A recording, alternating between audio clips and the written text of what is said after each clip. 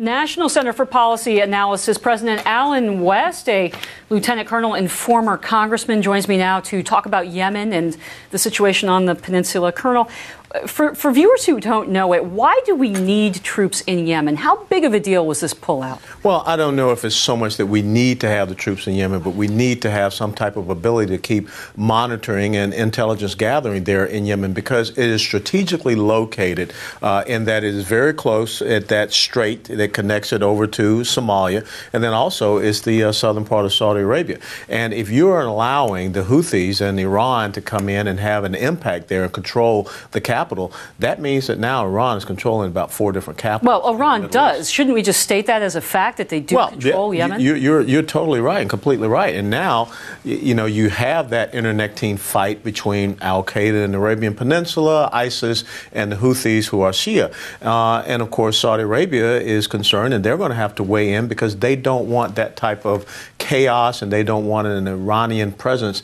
established to their south. We see it happening in Iraq. We see it happening in Syria. We see it happening as well in Lebanon. Could we add Iraq to that list, that Iran is now controlling Iraq, or at least large swaths of Iraq? Well, again, they are controlling Iraq.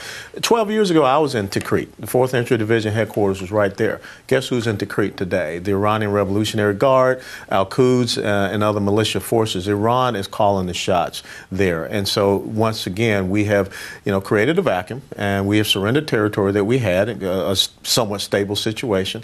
And now you have allowed the Al-Qaeda in Iraq to reconstitute itself, and now you allowed the Iranians to come in. Well, look, the White House is doing more than that, aren't they, Colonel? They're effectively partnering with the Iranian regime in Iraq. And what is really disconcerting is that, the biggest argument of not allowing Iran to have a nuclear device is they're on the terrorist list. I mean, they're the #1 state sponsor of Islamic terrorism. But they also killed a lot of our troops in Iraq, didn't they? Going from 1979 to today, they have been killing a lot of our troops in Iraq and also in Afghanistan. They were the ones that created the new explosive force penetrator IED device that is able to go through, our heavy armor material.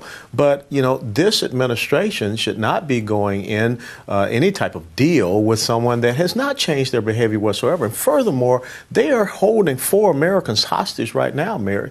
So the first thing should have been, we're not lifting any sanctions until you return those 4 Americans, and then we'll consider it. But first and foremost, Hassan Rouhani is not a moderate. He is just a better chameleon, as opposed to Mahmoud Ahmadinejad, who is a wolf in wolf's clothing.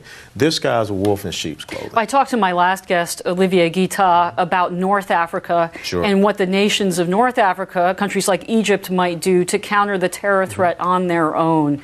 Do you see a similar thing happening if this Iran deal, for example, plays out and the president pushes ahead, that Saudi Arabia and the other allies of ours will act and go off on their own way? Well, you're already starting to see Saudi Arabia make overtures toward Pakistan, because you're going to create a nuclear arms race there. And it's very interesting that the president said we're going to pivot away from the Middle East and focus more so on the Pacific. He hadn't done either one of them. But what I am really looking at from a strategic perspective is from Nigeria all the way across over to the Philippines. You're seeing this global jihadist movement coming together. In the previous segment, you talked about a war on terror. That's a horrible misnomer that we have to get away from, because terror is a tactic. What you really are seeing is Islamic totalitarianism come together. And we have to understand that you have non-state, non-uniform, unlawful enemy combatants and state sponsors that we have to deal with. And right now, this administration is sitting back, and they're not focused on it whatsoever. So you're thinking about running for president? I'm thinking about being the president and CEO of the National Center for Policy Analysis. Okay. Lieutenant Colonel Alan West. Thank you, Mary. Thanks for joining the show.